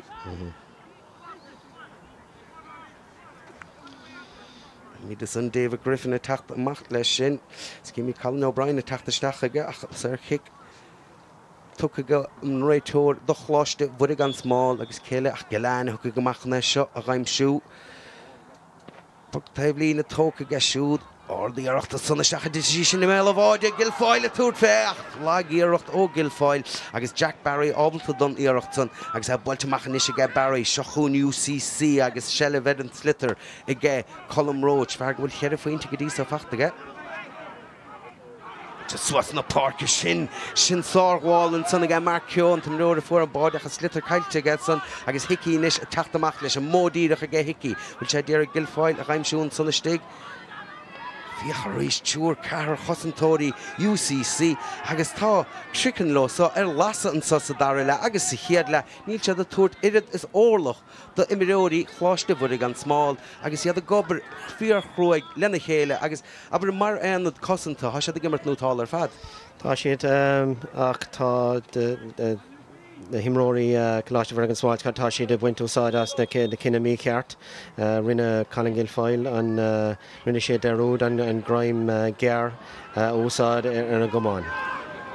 Seo chuúin is UCC bhfuil se sanna cíine bhar bháide, tá sé a cíine bhar bháide bhachal mar go bhfuil se fachtacha sin scór cinúnach an son ag an timród, Lord Torke, Conor Brown a tosna ar an mahad slatfog tróna. Cúil an bhar fad agus rise díreacht tríd na cosantóirí agus ní a bhéon duine ag iarraigh dul chóngrach leis agus críochnaí sé go críne báite san engach. Se agus ní thug sé seanstáid an son leis an íirecht son do ón cahall agus bhfuil se sin cécho cnúnach as a bheith an scórsa mar inis fiochaid a scór.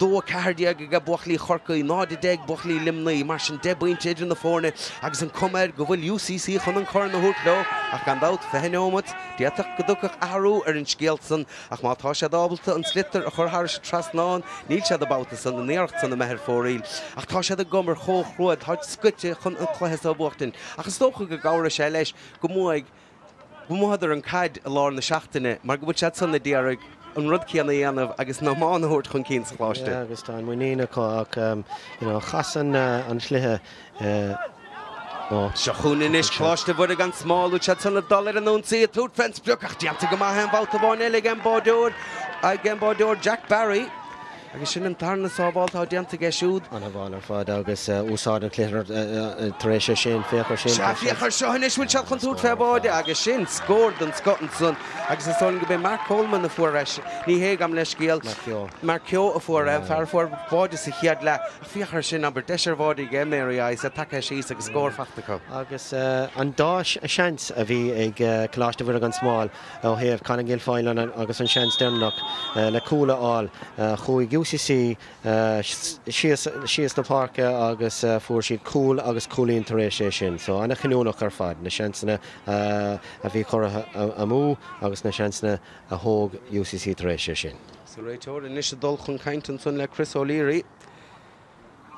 Bhfuil seach an carta nach der ní dólann go bhfuil abáta sa. Í de béil snelle. San pug sé bruntan san nach chláiste bhfuil gan smála go sé ar an goláin ina seo go teasta chun isio a hógan chomh. An scórsó tastáilt agus ní bhain bhfuil scórsó tastáilt a chutá cúpla scór brise chum mar go bhfuil UCC go mór chun cín an susa dar le ríis. Goláin ina se socrú slitar ar go mána túrt fens breoch agus é sin seolta har se trasnáin ag fear limnaí agus inis debuinte idir na fórna ríis. Aber an bhá déanta Conagil fáil a ríis tá sé ag déanamh I bhfad níos fearr ar an dat slat agus fuair sé an poxéir agus bhfuil ar an goláin ar an trasnáine. Se chun inis cláiste bhfuil gan smáil módí a chaúsáide go sun agus buile sunna idir a bertacha hicí sanna teachtamachchas sun agus gortú crasta dearn ach deis inis ag UCC é sinna hódeola thar se trasnáin agus pointe don Scotland sun fachta ge Robbie O'Flynn an tunnadaí tháinig go seachsa chéad le. Yeah, Robbie O'Flynn ard scór ar fad agus beag sé an hácht a Corcaigh im léana mar tá sé tá go leor imróirí an bhaithe Corcaigh le scéalúntaach ach tá sé cróga agus tá sé láidir chomá agus beag sé an hácht a Corcaigh im léana I ormse.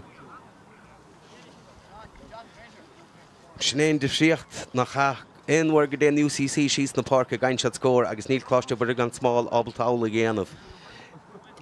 Se an dát agus tá sé I bhfad níos éasca do UCC inis cumad siar agus sí siar sna tosathe agus nuair a fáin sí sibh an chlitar den leanúntaráid agus tá spásán agus an líróid a bhogaisteach ó scór an náinlína agus na scór na thógáiltar éis sé sin.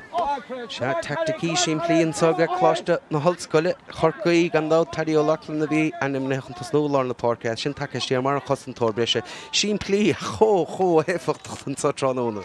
Sin plíocht agus go háling ar fad an líróid eáil ag boga go tapig an támar fad agus an cinenne ceart a dhéanamh comá. No mín raig leis an nummertinis ní léon dátanis ach go méid chláiste bhfuil gan smáil dulsúas na parca speise do lorug do cúpla báide mar sinné atá tastáilt má hasú a teachta naiste chléasa ach chuúg nómatíag fáca an breise leis a socha tíú chéidirtí nómatí go san tá fé nómat fáca chu.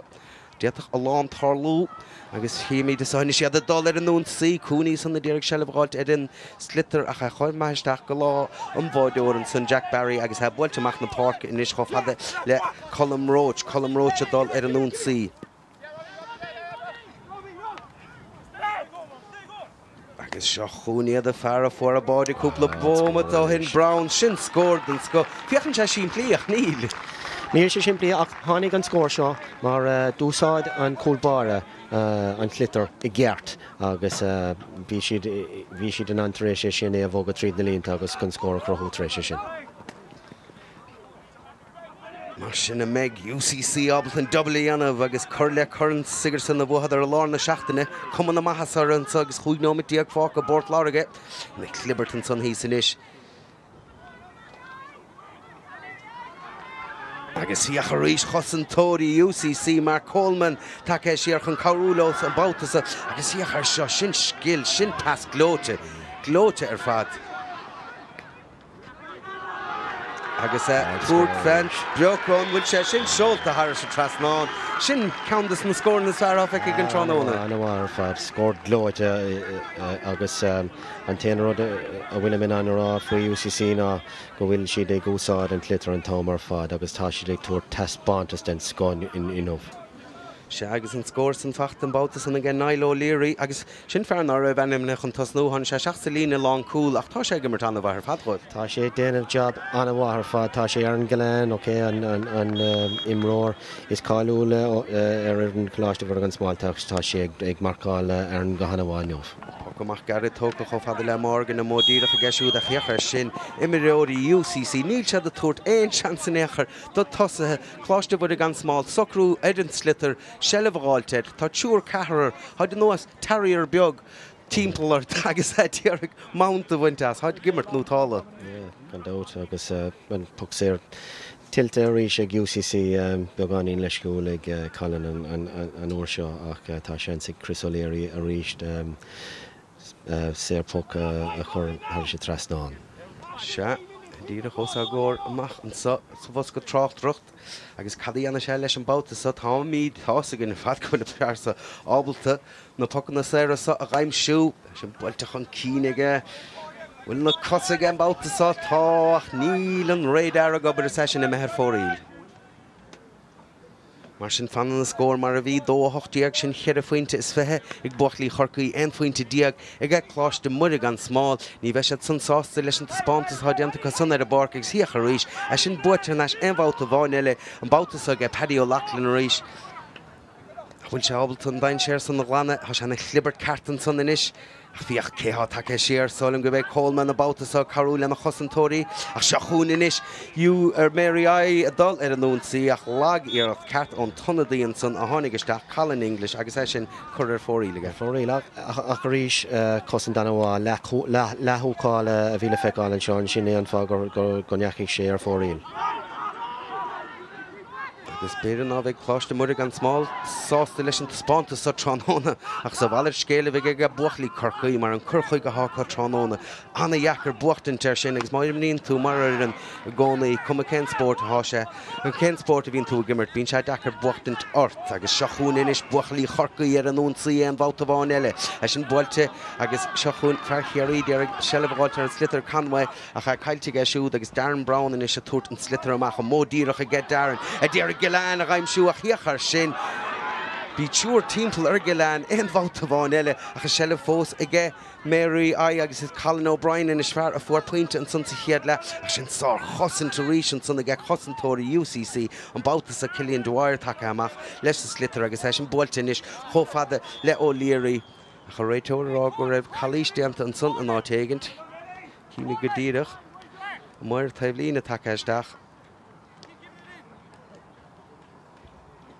Cíimi de son nafa seach go maithe stálim ní dul nacha an chalíise san na bharca féidir gomlinn sem í cheart. Níach mé an rud chomá an mílim cinnta cad a hála an sinach séans de Mary I in Berna leidú. Seachún inis Gilán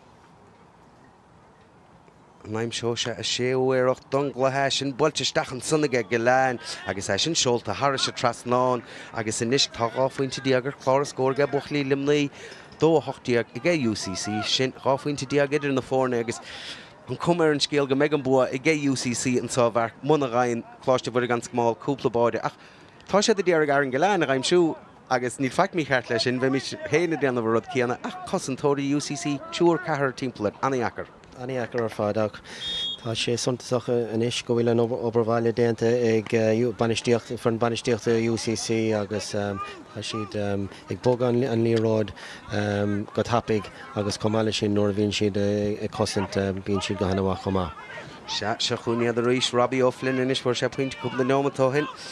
Pas seolta isteach an sunnaige ach bhí túr timppla an sun ar Brown agus é siú tarcha chun na talún agus dócha gráidir chuoine bhar a báide fuair sé Emerson. Bhí siad ach a ríis cóimirt anmhaig UCC ríist agus Robbie O'Flynn a fuair Sullivan Clitter agus thug sé pas láimhe an taréis sé sin go dtí Conor Brown tá Conor Brown ag imirt go hanamhá nómha agus ríis fáil agus cuirig sin Conway an boxéir sin Harris an trasnáin. Se tífuinte go dtí sofacht a fearchéirí iad sanna fad techt sa chiad le. Beidir an méid leistéir go mar sé chuoine bhar bháide stólim sa go gur sé slitar sa Harris a trasnáin mar go bhfuil an bearna níadú sa méadú do bhuachlaí chorcaí agus é sin ráte go me sin seolta Harris a trasnáin i g fearchéirí puinte breá ó sé Conway. Agus anna chóimirt mar a dúirt mé ríis ag boga an líróid tríd na línta agus ag ré leis an líróid comá agus tas na láimh agus pas na gear leis an comán úsáid. Se agus bhíráircha sanna gaiine an cornatá le bochtint an sa gur an Vic Gibbún an sa tránón agus an cuméid go meisí coslí tránón inmh muna bhfuil teachtaníar Lazarus an muchalí chláiste bhuidig an smáil ach seachún inis.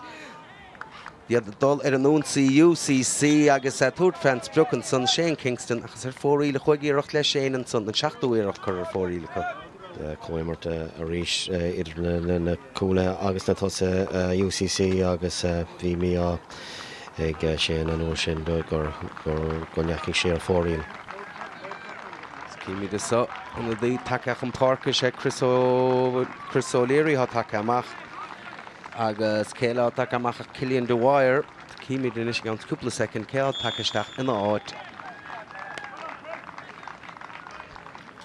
Agus is solim go bé David Lowney ó chlocht na cúilte tá takeisteach ar bar an son bhid dóach a bheith siúd se sé siúd a marcáil Colin Guilfoyle le nóí raig leis an nimmertanis ó lachlan na builin slitter san isteach a chu ríis is ríis eile chosantóirí UCC go mórchan cín agus a fear sa Paddy ó lachlan mar bhí mar rá níl feic speisialta faoin na tacticísa ní hé go bhfuil sead nó glán nó ar ach nuair íonn tú na tacticí a gart buhatú chluí. Gadát agus mar a dúirt mé henne tá sé go hanahá chun an nimmer de léamh. Tá sé san áit gceart an tomar fad agus chomáile sin a bheith dearafach leis an seileh nóair aon sé an slitter. Se agus Calís Denton son agus seochún a rí sé an báta bháin eile ar an goláin is mórach a siúd a bheith ar a barc ach beidir bearna níos a bhó idir na fórne, ní léon locht ar siúd ach is tócha go raibh léite go má ag chláiste na hallscoile chorcaí ar agus gandátfach ádaithna chu ar mar imimeóir mar sin ní a bhéin agus an duine brise a chuirsí ar chusúlaich meadar smachtaich meadar an óir bhfuil an slitar tacht na Jo bíon túrnú cethir timpplair. Seach nómat le dul fósa chluheasa an bhfuil an tachtaíar san an muchalí chláiste bhuiide gan smáil an cumar an scéal náfuil agus seochún amachchan is darlins leis slitar a báta. Bhí dar anamna chun tasnú ar bhfuir nach takeach an park an son David Griffin an son cíimi de sohan is Thomas Monaghan an son Chunnig mé Jamie Wall an sota cumar díamach ar ach ba ceart gombeach Broad as féin mar tá golóir verdénta ige le Mary sna blianta le déanaí beidir nach múing siad in nómh ach tá sár job déanta ige gan dát. Agus ní héad a bháin an for an sínsir gomín se ganas ach bíon bunta ge leis na fórne ar fad sa chláiste. Tá agus tá sé déanamh sáibre agus tá sé páteach na fuirna faoi sé gorcha comá agus tá sé túrcúnamh le cilmochalóg na sí an fuirn sin se cilmochalóg. Tá sé gnáach ach tá sé déanamh anna obair ar fad ar son na hmáíochta. Se agus éine a churann an obair san isteach go dónach caafar ardmhil a thuúrtóibh mar socha bharcsú le na hen chumanile timppla na tíre bín se dechar daoine gáiltin is chun fórna hógant mar go bhfuil an san obair aníanamh agus na banistóí. Gandát agus beagtáinna gnáhacht ní dá fao sin. Se chun chláiste bud gan smáil inis agus an slitter i g Luke Mead a casa timppla buile sin chun cí nach a gcuisí sin Har se tablína betá mar cool mar tablína nó ina chalíisiir. Beidir go gnína chalíisiir agus go thug sé bantáiste dó ach héad sin a dótrééis sin nóair nach chanig íon scóras. Se cíimi san cáta buí nachta ar mar Colemans gan dótfa áir lehannig a bharceir luúcan san siad a gimmartar fan chorcaí le chéile. Agus tá mercha tá sé anna chumpórdach in nómh ag úsáid an slitter go héfachtach an támar fad agus mar a dúirt mé anna chumpórdach ar fad agus tá sé ag gimmart go hanahá beag sé anna hachtach de chorcaí im líana a thum seo chumá mar a sár imróire. Se Grimes in is túirt fan pucks ar san sa sin de title mistake. Well na Carnógus cábal is slitter a methe Calís Denton gan réitóir ach bhí Guilfoyle son bhí sé déirigh báide raimsú ach bhí míá leis agus Calís feice gan réitóir mar sin séir puc séir amach bheith ann do chorcaí. Bhí siad is stig se Carnóg ribh an slitter im a thuirim se sin éon fá héad sin adóg agus puc séir tiltte ag UCC. Se dónéidir gur chlár scóir go bhlí chorcaí scór mílteach mór ard agus ábhaín róbhá do bhlí limnaíonsa ach ní bheith an áir ar Mary mar go bhfuil furan UCC sa choláidir chomá imimeóí don scothcha agus iad a gimmart ar fad donna chéile agus iad a gimmart nútála ar fad ach se chun hicíonis de Mary agus módíireach úsáte ge siúda an bhata bháin eile ach mar chin tú an sosach le a cosantóirí UCC agus is tuist na cosantóirí sanna bhar go bhfuil se a bachtain sin chléasa. Tá sé tá struchtúr ceartacha agus agus an slitter a gceart comá. tá siad gimar go hanahar fá tá an oberhhaile mar dúirt mé tá sé déanta cá na tacticí gceartta cá sin éon fá go bhfuil siad chun tosaigh i lár na huairde. Agus iad a túirt fan spreoch an bouta bháin eile a chaisin seolta ar fóríl. Sinné an 8ú iarracht. Sinné an 8ú iarracht atá a me ar fóríl ach fear a bhí i gimmart nótála ar fadgó ar fan cluthe mar ceo.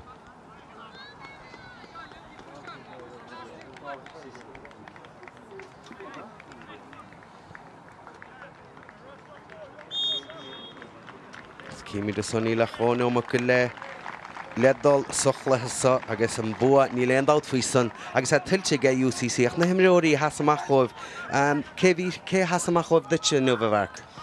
Well, has an animóí amach mar tá an bua cáéis agus tá siad thar a bheith éfachtach in ómhach na daine bhfuil tú ag féchantar nó ag féchantar na teispáinte si na daine tá ag immart leis an fuin sin an chunta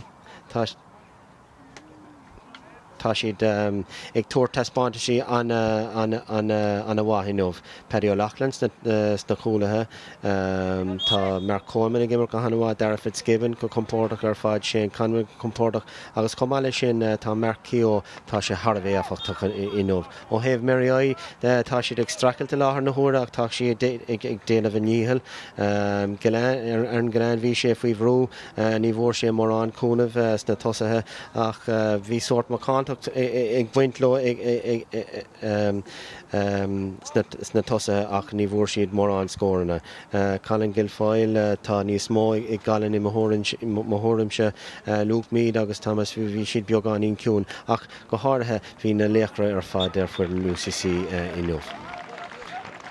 Se agus pointe eile fachta an son fada sa bhí marca cainte son agus sin fachta ríis ag sé Conway pointe ihre cúig ag sé agus cé go bhfuil sé ciún go maithanmh nuair a tháinig na deisina chuige bhí sé ábalta na pointí raimsú. Go compórtach ar fad ní bhór sé mór an seileh ach éon lírád a fór sé bhain siú úsáid as agus tá sé par a bheith compórtach agus éon uair a fór sé seileh tháinig rudaí as. Sinné go dtír a chuig an dát agus an comórtas á orthe ge Electric Ireland agus siad san leis atá sééis gradam lech na himimethe orthe tu míad chóta an cúpla second leis an cinenne san a bharc ach cíimiad a son agus bé seo lech na himar a ruite. Gandát dimar sé go hanmha Mark Keogh mar a dúirt mé bhuaigh sé críomh na hhéireann le Tibredar na Norig. Fé a héan. agus tá sé ag gimmart le fuair an sínsir hebredar nim léana chomá bhí sé Tharbh éfachtach an ómh agus an cúla scoráil sé sa céad le bhí sé ós ar fad. sé ní chiú skill mar sin an lein fort nó hen chluthe hí sé nótáil ar fad lech gradam lech imirthe lech na chluthe buite an son i g bhar ceos gandát é sin orthe i g Electric Ireland agus beag mar breásásta agus beag pointer UCC agus Tibredar an breásás leis pantas thug sé bhaig an sa tróna. Gandát agus nóair échan túir tá sé cosúla Robbie O'Flynn tá luas aige tá imáint aige agus tá láidracht aige chomá agus tá sé sin anna háach san imáint nó aimseirthe. Sinné rád de socha le na hensport in is sé bhar luas más rugby cad nó cumáiad muna bhfuil luas a go bín seanna achar dul beidir céim chun cín go fórna idir chunta a fós héon seachún UCC agus darháil sin tunna dé ó chunta chláir a tháinig chun Parkinson se le bit a slitar caiite ge siúd agus é buite ar nasin so i g Shane Kingston a fósa dul leis bhfuil se túirt feh bháide is beidir gur se chuoine bhar bháide agus thar trasláánna chuig an éireachtain. Artspóir ar fad agus bhí sé an cosantóirí éalú agus hapig sé an deisteéis sé sin agus a rí simróir a bheith anna háach de chorcaí go mlíana Shane Kingston agus tá ard scíige agus be ag féchant ar sa chomórta sa mlíana. Agus bí dul go limnaí bhige an narig agus gandát ní gá go mar deite bhar cadíon limnach an dhéag san a dúr fá seans de chorca gan is seo ag go bíad UCC a bhfuil churann ficht go bhún. Paddy O'Loughlin a ríist ag immert go hanmha fad ag léamh an cluthe ag úsáid an líróid agus féchar sin pas láimhe go crín a ríis ceann fada inis agus ach sinné le Paddy O'Loughlin aber níl sé déanana bhéad go húnta bhradach nó dtíon sé duine se na héad go má agus aber níl sé rinne nach mar bhí se rátha ceanna a ghólan agus léon se an chluthe. Gan dát agus sé scéal an cluthe nach ní raibh chláiste bhar an smáil, ní raibh siad in an pedi a hachanta ar féin cluthe go léir. Se be sé díách a fiocha bhchail be se ina cheúr a carta gahar chorcaí a nacht agus duine semach go méid seaachtain bhaísa go san i g na scoláirí fad a bheith go freistal an leachtain na déúin is cnéimhmhach éachta an chláiste Coran Sigerson agus Coran Vicky Boone a bhhaint nábach an ceanna go bhhatain ach an dá cheann a go bhhatain sin écht míltechan san be se jobródú le san. Big siad gan dát agus sár bliana a bhí im léana an Coran Sigerson a bhchant seachna seo chatte bhí Billy Morgan ina bhanistóir leothab agus féchar Tom Kingston an so bhanistóir an iarn cumána imána chumá is beag sé anna hásta leis an taspáinte sa thug siad an leomh. Mar tá sé anna háach imar go háirithe nuair a bhíonn tú sa cluiche cenis. Se ní leon dát faoi sin agus imartha go más sin go dtíad a tá deanta go buachlaí chorcaí ó thuach dead sa chluhansa tá sé na máisterí ar fuad na páce iad ábalta na scóir na raimsú ras John Húnis a túirt fens beag cadí anna gras leis seo ach tit sé sin isteach a lá nó bádóra agus é sin builte machchan sunnaige ón cahall agus sinné an imirtdhearnach sochlathe cad é mar bhua ag chláiste na hallscoil a gcorcaí cheapmar go maith sé a bhhad níos a ggóngraí beidir ná raibh chláiste muir gan smáil ar buile an so an nuamh ach buachalí chorcaí ar ás ar fad a bharc. Ar ás ar fad agus dimréad go hanamháid i nuamh is dócha an dáchúla fór siad bhí siad thar a bheith canúnach agus chuir choláiste bhar gan smáil cúpla cí na mú agus bhí choláiste ollscoile chorcaí bhí siad an cléamh bhchan tar éis ar sin go compórdach agus céimiad san lecht na himartha gandát mar ví rá an dúis san orthaige Electric Ireland Marcio fear a bhí nútálar fad agus a báide san a scóráid se sa chéad lehar a bli nó réimiid a fiochan siar an na chluhísa cíimiad a báide san go mion minic mar bhí se chomasan. Gandát agus beag siad ag caint faoin cúil seo leis na blianta na fada is dócha anna chúil ar fad mar a dúirt mé hespáinse chumá leis an amáint agus an scéal hespáinse an sort láidreacht atá freisin agus chríochtnig sé é god láid a éis an méid sin a hespáint. Se bhí sé nútálar fad hena cairí cheachna se le ar chláir scór cíimiad a san Shane Kingston mar ví rá be na cheúr a cartíos a gláiste na hallscoile chorcaí ach fear eile sochas chod mar chosantóir breise Paddy O'Loughlin bhí sé sin ar ás. Bhí sé rás ar fad mar a dúirt mé líonn sé an bearna idir an dahad sláat agus an lína lán chúil agus bhí sé an imirt a léamh an an rud bechinúní ná nuair a fór sé sellefan chlitar bhí sé in an úsáid. Se go dtíireach agus bhí buachlaí chorcaí ábalta sin a úsáid mar chin se bh sunnar chlár scór. Bua olmhór a chud beidir ná raibh daon isúil goach se chomhsistan ach thíoch go raibh ar deire dó fethe héanar chlár scór ná de tíideag ag chláiste bhuidig an smáil ach be sé sansása leis séú a bhí chu sunna bhar híidir go má bhí cúpla chluhes híidir thbáir ar fad agus be sé ar naisní leon dát faoi. Beag siad agus caiim mé rád le drastal mé chláiste mar gan smáil mé héana agus is choláiste an a bheoga so ba ceart go méid siad anna bhródú las an bbliana bhí acu. Se céimií Tom Kingston na san agus imimeóirí chláiste nó hallscoile timppólara agus iad sunna céúra cnéimh ná bedís Cornfit giban buite chu sun agus chiaadúir an 9 go 8 go bhfuil Coran Sigerson agus Coran Vicky Boone híos coslí. Bhíon ar fad a bhí acu tá an dúbáilte déanta acu agus beag siad lánsáiste leis an méad atá déanta com léana so blian anna starú le bhí acu léana. Blian anna starú lí leon dát faoi sin nuair bheimiid Demlíanana sí sa bóthir a socha go méid fiochananta siar seo agus écht úntacha sethe agus do chorcaig agus do cuasaí caide is tócha híán agus do cuasaí amána chiacheada san i céúra agus duine semach go mé sé a céúra fe seaachtainna san híos mar nuair bhfuilig nó mána agus na pedóirí le chéile be se anrá a chu tuilte go maitha burt. Tá sé tiltte có gan dát mar dúirt be sábhíonna bhí acu agus ba ceart go méid ámacha é chéúra chuma. Shaggadíach gandát is be mé de fichant in isise John Saura gandát an chraibh comórtas a tas nó a mí bealt nach big a golódas na himimeóí sa le fescin tugun. Big agus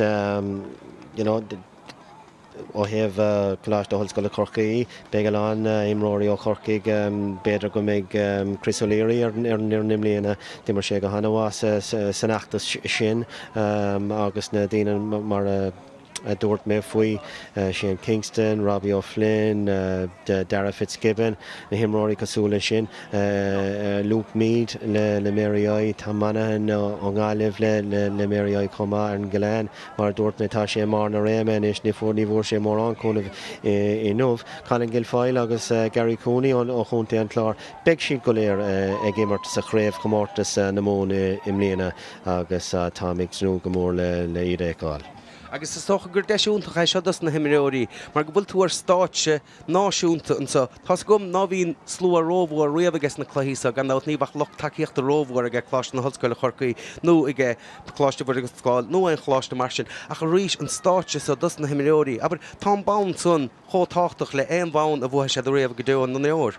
Tá sé gan dat agus beidir go bhfuil gur sé an stáitse is fearr a bheith ceantas na himróí i riamh agus ní bheith a landas na himróí atá ag immert in nómh, ní bheith siad ag immert leis an fuin sínsir ina gcóntathe, so tá sé anna háach go héamh na himróí siúd.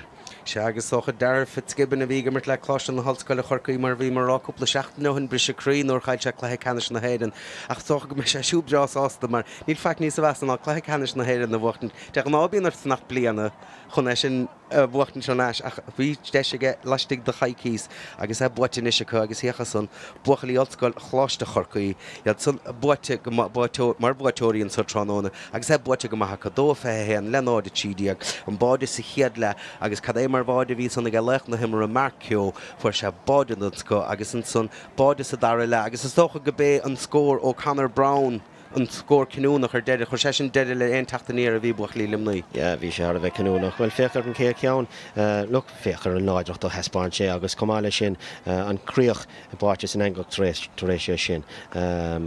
So chuir sé an slitar Har a gólinn ceantas na himróí rive agus ard scór ar fad. Ard scór ar fad. An darachúil ri sé tríd an lá an ghirt agus a chríicnig sé go crín agus bhí sé mar a dúirta dúirtú bhí sé Har a bheith cinúnach mar riomh ribh sin chuir Colin Gilfoyle seans amú agus bhí siad bhí UCC in an cúláil díreacht tréis é sin. Se Colin Gilfoyle beidir an ormh se chofeáach sa chluhéine bhach bisné fearnis be mí de fiochan de an saoras agus beag túchar bhór a siúdar for an chláir beidir. An tá sé óg ach tá go leor scillanna aige agus beag mé ag tanú le fiosú mar nuair a bheith muoín ag bheith sé I bhd níos cóchta mo thuirim se agus beag láidireacht ag teachta ina gcuidimmartha chomá.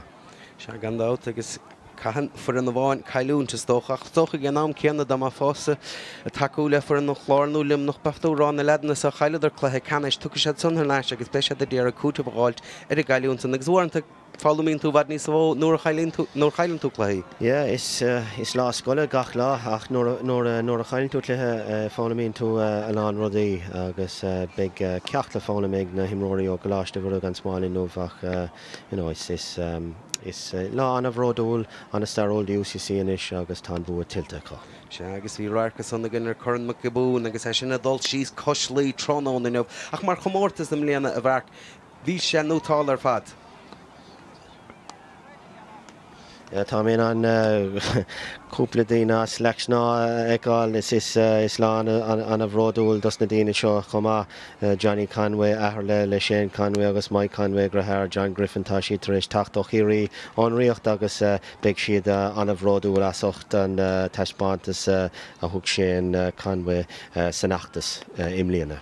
Se gandát siad an chaideúin siad le céirí a gcónaí ach ní gága mar ráleta a bharcach go bhfuil paiste beag go dúisceart a chunda agus go bé na cumáin an dia beag a háchas san thuas agus mar a bhí se rá chobrodúil Shane Conway agus cummórta sí mar se gandát so chu níl céirí mar a réim an níbhthe siad líam mo cáraigh ach tug sé deis do imimeóir a háá le sé canha na skillne a háálam heige sin agus iad a spáinte a barcinú. Agus tá sé anna háchtútas na daine na cúntathe cosúla seo, mar taispáin sé duit go bhfuil siad mar an ggéine, tá na skillne go léir céine a gcuimh ná mar atá a gotsa, agus tugann sé deis duitse immert ar an levéal seo chomá.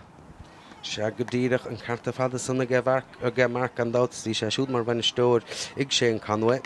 Gan dát blian an fachar sí a g sé nuair chuoín tuair creibh chun de buite a hí sa géirí, níos chun an corn sa buiteige, agus bhí sé gimmart anhas na chluhíir fad be se breabráú leis.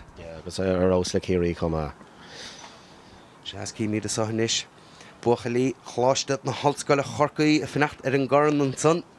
Seán Hayes a sanna bhre techa hé nach chahabh siúd agus an timiróir lá Parker Canar Brown cé go dasna sé ar an nachad slaat agus an bádi cnú nach a bhí weig siúd sa dar leas cí míón morfaí an san gan dát bhí ar siúd an park a rágant níos lotha suchlathe mar gur bortú lá a chorastóibh ach cí míad a sahanis buchalí chláiste allscoile chorcaí agus an choran á dúirt chomh san gan dát an commórta sa orthe i g Electric Ireland agus beisiad san bras leis an réocht a haideanta agus mar bhíon commórtas tálam léana.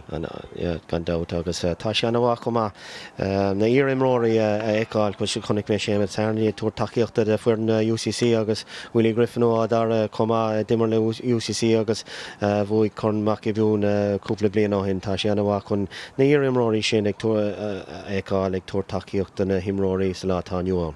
Stocha é annach daine aber ní lecinn sead leis go commórtas mór a se mar beidir ná bhaááis. A bhábhar a chláiste bháin a gine chláiste eile níl se nuas cearí a gine corcaig nó limanach a gine cúnta an chlár ach fós héin na himiróí a héin tuigann sead son an tácht a bhainn leis an commórtasa agus éon na miróir a bhuaig chun mac a bún aber sé sin ceantas na buin is táchtaí atá có. Tá sé agus Sám omíocht idir na chláistí go léir agus tá sim an bhór ag na himróí a bheith páach sa chomórta seo. Cí míad san left na himar Electric Ireland an san Mark Keogh. Left na himar is UCC's number 30, Mark Keogh. Ar Marcus an tuilte go maithaige mar héna caithear a fuair sé. The award has been presented by Lynn Darcy from Electric Ireland.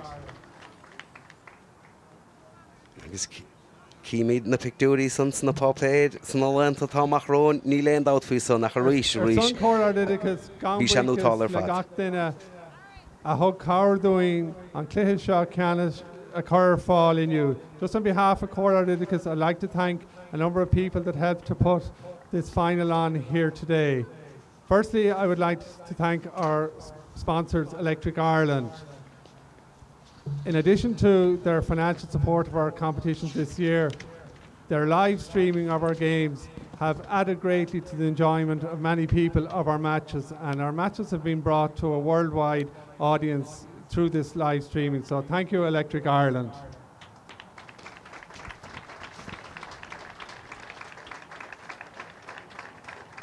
I'd like to thank our referee, James Owens, and his match officials for a job well done. It's once again great having the All-Ireland referee officiating at the Fitzgibbon final. I'd also like to thank especially our hosts, Waterford IT Vikings GAA Club. Their hosting of the whole weekend has just been marvellous, and I have been especially delighted with the great welcome they have given everybody that was here at the weekend, and their attention to detail has just been first class. And I would like you all to give a big bus to Katie Redmond, the Games Development Officer here, and her large team who have helped make it a marvellous weekend for us all.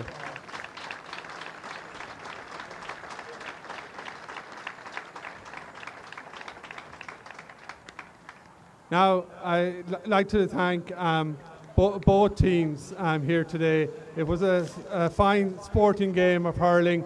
I'd like to thank both team managements, and I'd also like to thank the Games Development Officers in both colleges, Joe Reddington and Mary I, and of course John Granger in UCC.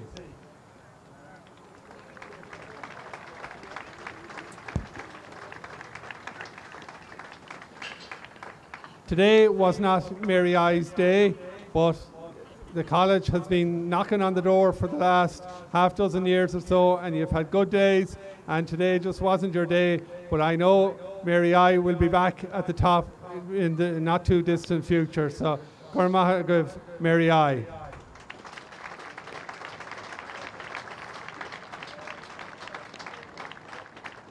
After Wednesday, the pressure was on you boys over here to my right. And a great victory in the Sigerson on Wednesday. And in fairness to you, you really delivered today and gave a marvellous exhibition of hurling and ran out worthy winners of the Fitzgibbon Cup. Well done to you all.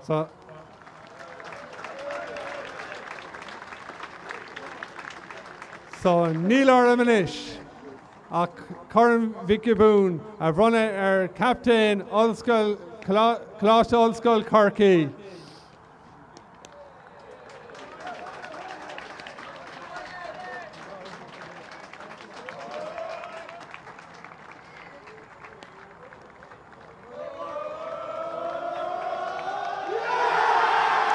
Derriere Howell and Curran Orda Hakason and the captain of Vika, Owen Murphy, agus Connor Brown, agus Tasnogi Kelura Gartanish. Now, first of all, I'd just like to say it's a privilege to be up here accepting this cup on behalf of a fine group of lads, you know, all through the league and the Fitz. You've been super, so you're a credit to yourselves. Next, I'd just like to thank WIT, you know, all weekend there was matches here. The pitch was in great nick out there, so thanks a million for that.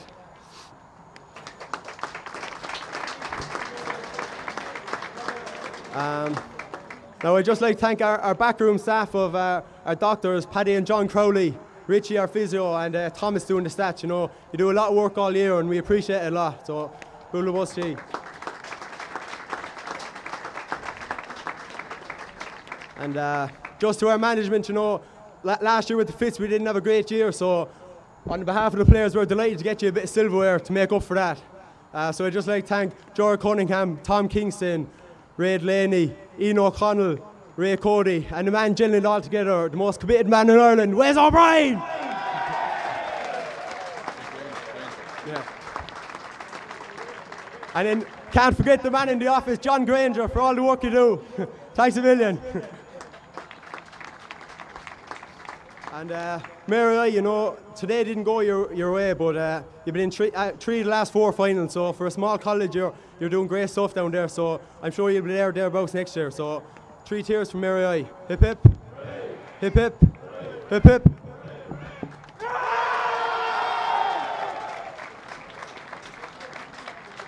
Agus an Cailúra Denta son, agus an órad took a get captain the Fornan son, Connor Brown, fair a four and body canoe and son Sadarila, Marvis Olive, Tosnoy comparty a gartanish, a sticks a show me festish, agus Norhukashat son, a stach closte, Madindelo and Big Cailúra Cartica, let Peladori and Clostelish. Agus Keemid and son and scored there noch an so Gurn Vickaboon orthe ig Electric Ireland clost an Hulscoile Chorcaí a dó a fé héan clost vudig an spáil a náid tídiag. Agus bemid na harnash an tacna se chún a ríis go dtí son slán go fón.